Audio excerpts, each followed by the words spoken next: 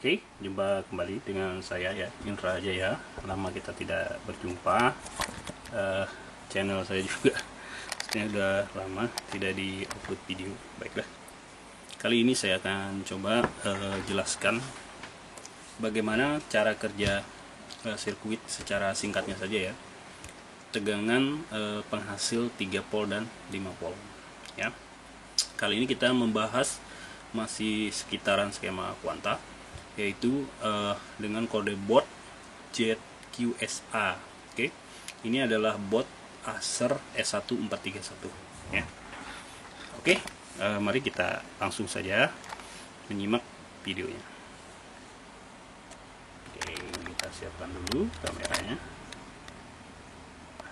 Oke, nah, sekarang kita udah membuka yaitu halaman 34, yang mana di sini kita lihat sirkuit 3 dan 5 PCU. Oke, sebelumnya kita sudah membahas bagaimana power selector. Nah, di sini kita akan membahas sumber tegangan awal 5 PCU, yaitu ini ya. Tegangan 5 PCU atau tegangan always ya. Tegangan always punyanya kuanta. Jadi 5 PCU ini akan langsung hadir ketika kita colokkan adaptor normalnya ya. Oke. Lihat sebelahnya, sini ada tegangan plus 3 PCU. Ini adalah tegangan always. Jadi IC di sini kita lihat dia menggunakan RT 8223P ya. Kode boardnya ini, jadi nomor urut si IC-nya PU9 ya. RT 8223. Ini adalah IC yang digunakan. Kita menjelaskan secara singkat saja ya. Jadi ini yang mudah sajalah ya. Ketika kita memahami IC ini bagaimana sih cara kerjanya. Ya. Ini yang simple. Oke, jadi pertama-tama ya IC RT ini dia membutuhkan tegangan tenaganya, yaitu tegangan sebesar 19 volt. Kita lihat di sini pin ya. Pin ini akan dialirkan melalui PR134 dengan hambatan sekitar 10 kilo ya. Kemudian dikirimkan masuk ke kaki 16. Nah, kita lihat di kaki 16 ini, di dalam IC ini juga diberi nama pin ya, pol in. Oke. Jadi pertama-tama itu yang dia butuhkan. Kemudian perintah kerja. Nah, ini perintahnya kita lihat di kaki 13 di sini. Ada nama yaitu N, artinya enable ya. Pengaktifan. Nah, kita lihat di sini sumbernya untuk mengaktifkan juga pin. Hanya saja nilai pin di sini bukan 19 volt ya, karena ada pembagian tegangan yang dilakukan oleh dua resistor. Kita lihat di sini. 1 PR126 ya, sebesar 665 kilo. Kemudian PR129 yaitu sebesar 330 kilo ya. Nah, di sini berapa nilai tegangan di enable ini? Dia kurang lebih sekitar 5 atau 6 volt ya. Dari mana hasil itu? Yaitu bisa dengan cara kita bagi. Kita hitung dengan menggunakan kalkulator itu 330 dibagi 330 ditambah 665 ya. Jadi 995 kilo, 995 K. Oke. Sama kali 19. Oke, jadi nilainya kurang lebih yang didapat di sini yaitu sebesar 6 volt ya. Bisa dilihat ya. 6,3 volt sekian. Nah, jadi kita tahu di sini bahwa enable di kaki 13 ini dia membutuhkan tegangan sebesar kurang lebih 6 volt yang dihasilkan dari pembagian tegangan melalui dua resistor. Oke. Nah, setelah itu ya, dia juga butuh pembanding. Ini kita lihat di sini pembanding P223 referensi ya. Ini nilainya kalau diukur itu sebesar kurang lebih 2 volt. Kita lihat biasanya ada yang ditulis cuma di sini tidak ada dijelaskan. Jadi di sini di referensinya sebesar 2 volt. Kemudian barulah tegangan Pirec 3 ya. Pirec 3 yaitu 3 volt, Pirec 5 nilainya 5 volt. Di sini Pirec 5 dikasih nama VL ya. Kalau ini ada warna merah sinyalnya 8223N enable. Oke. Nah, VL ini kita lihat ada 1 2, berarti di sini juga 5 volt ya. Hasil tadi akan masuk ke tonsel. Oke. Selanjutnya, jadi setelah P-in enable kemudian referensi, maka hadirlah tegangan Pirec 3 dan Pirec 5 ya. Oke. Kemudian kita lihat selanjutnya yang dibutuhkan yaitu ENC di kaki 18 ini ya. Di sini kita lihat ENC ya, kaki 18. Di sini kita lihat dia melewati sebuah resistor hambatan PR249. Di sini nilainya 0 di jalur terhubung. Kemudian ada yang terhubung terhadap ground PR251 100 kilo ya. Di sini kita lihat berapa nilai tegangan di kaki 18 ENC ini. Kita lihat di sini sinyalnya bernama P223_N yang kita tahu sumbernya bersumber dari Pirec ya. Artinya kalau ini bersumber dari Pirec berarti kaki 18 ini harus bernilai 3 volt sesuai dengan Pirec 3. Oke. Selanjutnya yang dibutuhkan yaitu N-trip 1 dan N-trip 2 ya. Yang mana ini juga kontrol atau enable untuk menjalankan PWM di sini ya. Ada UGATE, BOT, PES, GATE ya, LGATE. Kemudian di sebelahnya UGATE 1, BOT 1, PES 1, LGATE ya. Kemudian POT, feedback ya, dan lain-lain. Cuman kita tidak terlalu membahas detail ya, intinya kita yang inti-intinya aja lah ya. Nah, oke. Jadi ini tadi NC, N-trip, N-trip 1, N-trip 2, barulah si botnya ini jalan ya, sirkuit yang ini jalan kiri kanan. Kita lihat di sini ada PQ53, ini jenis N-channel, yang di bawah juga N-channel. Nah, mereka inilah dua MOSFET ini dikendalikan oleh si IC. Jadi dia buka tutup ya, untuk menghasilkan tegangan sebelah sini 3 PCU ya. Kita lihat ini PCC 77 yaitu PCC non polar ya, atau kapasitor keramik, bersama di sini ada PR125 ini sebagai board penguat ya. Ini. Kemudian ada PL14 dan yang tak kalah penting sebagai penstabil tegangan ya, PC173. Ini adalah kapasitor polar kapasitor polar ya. Nilainya 330 mikrofarad ya. Kemudian kemampuan penahanan tegangan 6,3 volt. Oke. Dan di sini tegangan yang dihasilkan adalah tegangan 3 volt dengan nama sinyal plus 3 PCU. Ini adalah tegangan always-nya punya Quanta ya. Kita lihat di sebelah sini juga ya. Ini ada PQ57 terhubung terhadap pin. Ini adalah jalur 19 volt ya. Ini ada MOSFET. Ini PWM juga.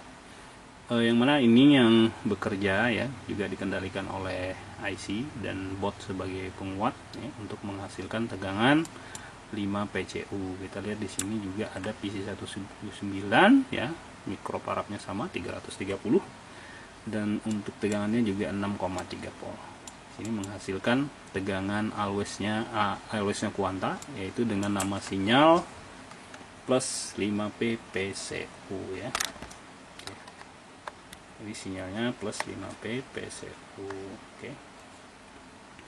Nah, ini tadi ya kita lihat. Jadi sirkuit ini itu ringkasnya ya. Jadi ringkasnya bagaimana dia cara kerja untuk menghasilkan tegangan 3 dan 5 ya. Bisa kita lihat, saksikan di dalam sirkuit ini juga tergabung di sini ada SIS SHDN ya. Ini warna merah dan ini warna hitam. Juga ada nama sinyal main day di sini. Sekedar informasi, SIS SHDN pagar. Jadi di sini sinyal ini berfungsi untuk men-shutdown sistem. Yang di-shutdown adalah tegangan jalur sirkuit tegangan 3 dan 5, karena kita lihat sis SHDN ini terhubung ke kaki enable. Nah, normalnya enable ini kakinya 16, namun ketika dia jadi 0 maka si laptop akan dimatikan ya. Sis SHDN kepanjangannya adalah sistem shutdown. Nah, kita lihat dari nama sinyal di belakang ada tanda hashtag ya. Ini ada tanda hashtag seperti ini atau tanda pagar. Artinya sinyal bekerja ketika 0. Ya, jadi benar di sini ya.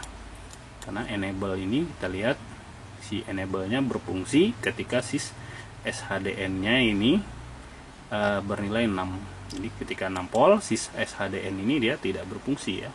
Jadi dia sini jaga-jaga kalau overheat maka sis SHDN ini akan dijalankan ya. Dengan cara dia menggroundkan, nanti dia ada sirkuit sendiri di dalam mainboard itu untuk menjadikan sis SHDN ini menjadi 0 volt ya. Karena dia dihubungkan ke ground melalui sebuah MOSFET. Oke. Sedangkan main D adalah sinyal kontrol untuk power transfer ya, atau yang merubah tegangan dari ALW to PS. Sirkuitnya masih di sini. Kita lihat ini. Nah, di sini kita lihat ya. Main D ini adalah untuk power transfer, untuk mentransfer tegangan 5 PCU menjadi plus 5P ya. Sinyal kendali main D. Juga untuk mentransfer plus 3 PCU menjadi plus 3P ya. Nah, di sini kita lihat. Sedangkan untuk plus 5 PCU menjadi plus 5 PS5 ini dikendalikan oleh sinyal yang bernama S5D. Oke, kita lihat di sini S5D juga mengontrol plus 3 PCU menjadi plus 5 PS5 ya. Nah, di sini ya kalau kita lihat dari mana jalur main D ini menerima sumber ya. Sumber atau berapakah nilai tegangan di sinyal S5D ya. Sini kita lihat sinyal S5D atau main D. Ini sebenarnya cara kerjanya sama, hanya saja ada perbedaan sirkuit ya. Karena dia bekerjanya bergantian. Nah, kita lihat. Ini kita bahas dulu sirkuit S5D ya. Kita lihat di sini sinyal-sinyalnya. Ada 5 PCU plus 5 PS5, S5D yang warna merah ini ya. Kemudian ada PIN, hanya saja buat informasi, PR258. Kemudian di sini ada tanda bintang, bisa diperhatikan 1M ya. Ini artinya si komponen tidak ada. Jadi di si PIN ini tidak ada komponennya, bisa diperhatikan. Sedangkan untuk PR248 1M juga ini ada. Ini terhubung ke jalur 15P ya. Oke. Kemudian kita lihat di sini ada PQ56 ya. MOSFET N channel. Kemudian ada ada PR152, PQ29, PQ27 ya. Kemudian ada PR151. Mereka ini berfungsi sebagai penguras tegangan sisa ketika laptop dimatikan ya. Nah, kemudian kita lihat di sini ada R pembagi tegangan, pin terhubung ya. Jadi PR150 terhubung terhadap pin, kemudian PR153 satu kakinya terhubung terhadap ground, dan tengah-tengahnya ini otomatis dia menjadi pembagi tegangan. Sedangkan di sini fungsi transistor ya, di sini kita lihat PQ ini jenisnya PNP PQ28 ya. Jadi di sini ketika di kaki duanya ini ya mengalir, ada sedikit mengalir tegangan ya ke sini, maka yang kaki 3 ini akan dialirkan ke kaki 1. Artinya berapapun ya nilai yang terhubung ke kaki 3, kita lihat di sini. Jadi pin tadi dibagi oleh 2 PR150 dan PR153, nilainya kita lihat ini sebesar 9,5 volt. Ini tegangan 9,5 volt, satu kita lihat terhubung ke kaki 3-nya PQ28 ke transistornya. Kemudian ke gate PQ27 ya. Kemudian ke gate PQ29 dan juga ke PQ56. ini secara normalnya, jadi sebelum kita tekan tombol switch ya, maka yang terjadi adalah pin tadi dibagi ya. Jadi tegangan di sini 9,5 volt, kemudian dikirimkan ke sini, dan di sini hanya sampai di sini kandas karena si MOSFET ini dalam keadaan transistor dalam keadaan mati. Ini mentok sampai 3 sini, dia berhenti. Kemudian ke sini 1 ya. Ini PQ27 dia on, otomatis berapapun ada yang di sini akan dibuang terhadap ground. Begitu juga dengan PQ29 ya. Namun yang perlu diperhatikan, yang sangat-sangat yang perlu diperhatikan, yaitu fungsinya ini adalah untuk menghidupkan PQ56. Itu transistor N channel ini dimatikan ya, dalam keadaan standby. Dia posisinya bukan mati, dia hidup ya. Jadi ketika PQ56 hidup ya, gate-nya mendapatkan tegangan sebesar 9,5, maka di kaki 3 ini kita lihat di sini drainnya ya. Drain ini akan dihubungkan terhadap source atau akan di-groundkan. Jadi kita perhatikan di titik 3 ini ya.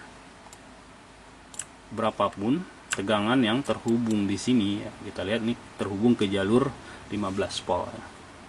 P15 volt P ya. Plus 15P. Nah, ini dialirkan melalui PR248 ya sampai di titik 3 ini, namun dia digroundkan melalui PQ56. Otomatis di sini jadi 0 ya. Jadi S5D dalam keadaan standby itu dia bernilai 0 volt ya. Sehingga PQ60 ini dia dalam keadaan mati ya, tidak berfungsi. Jadi drain tidak terhubung terhadap source, sehingga tidak ada perubahan yang terjadi, yaitu 5PCU tidak akan berubah menjadi plus 5PS5. Oke. Itu dalam keadaan standby ya. Nah, di sini mungkin kita pertanyakan lagi, berapakah nilai tegangan plus 15P atau yang tertulis 15 volt? Karena sering terukur di situ hanya kurang lebih 12 volt. Oke. Sebelum lanjut, kita mundur sedikit, yaitu kita akan membahas tegangan discharge ya.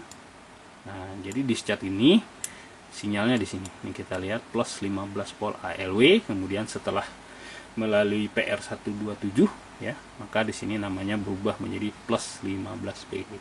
Jadi di sini kita tahu ya, ALW itu always, selalu. Artinya tegangan ini dia standby ya. Jadi ketika dicolok adaptor 3, 5, 15 volt ini harus hadir ya.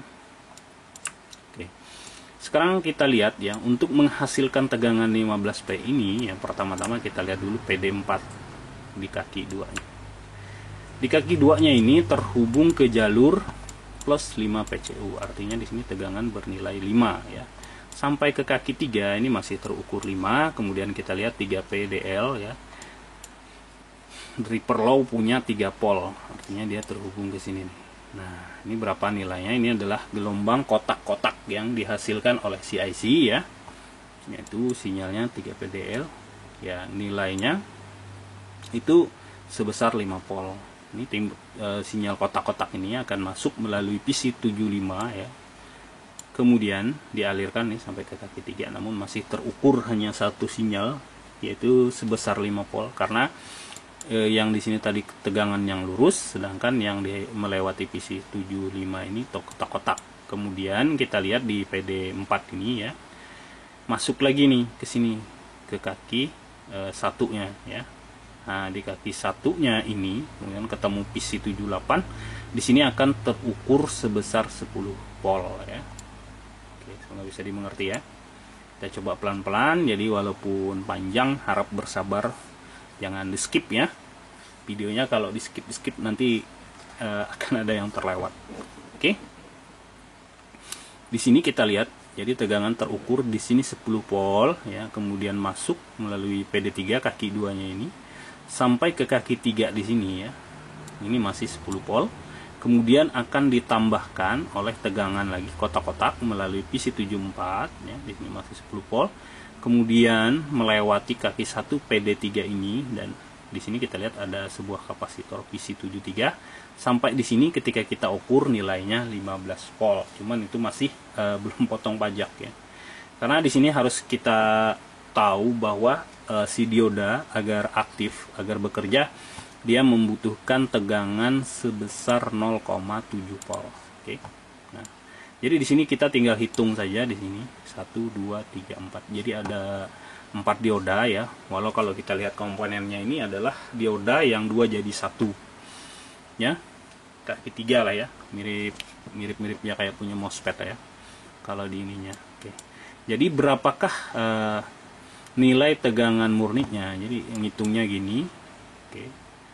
5 tadi di sini 15, kemudian kita kurang 15. Sekarang kita akan mengurangi ya. Mengurangi yaitu 0,7 kali 4. Jadi 0,7 kita kali 4 2,8 ya. Oke. 15 dikurang 2,8 ya. Nah itu ya. Nah disinilah kenapa biasanya ketika kita mengukur sinyal plus 15V itu hanya bernilai kurang lebih sekitar 12 volt. Karena tentu saja ada toleransi juga yang mungkin bisa kurang dari 12 sedikit atau mungkin lebih sedikit ya.